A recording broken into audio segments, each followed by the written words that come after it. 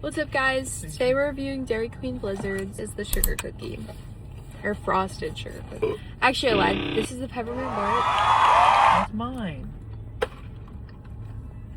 It's pretty good, actually. I like that. There's not enough peppermint for me, but it's still really good. Got the Royal Choco Ultimate Brownie. I filtered myself.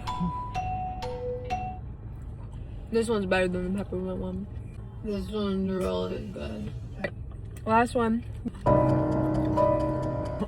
I've never had ice cream before, or dairy at all, and this stuff's kind of good. Oh yeah. All right, this is the frosted sugar cookie. What'd you do? We're in the pub.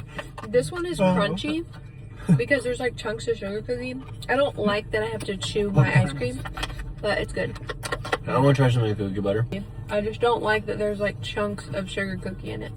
Wait, I'm pretty sure that's like the whole niche. So,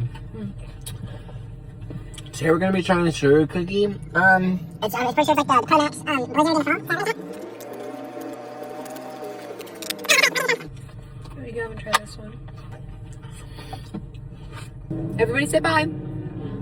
Everybody in the back said bye.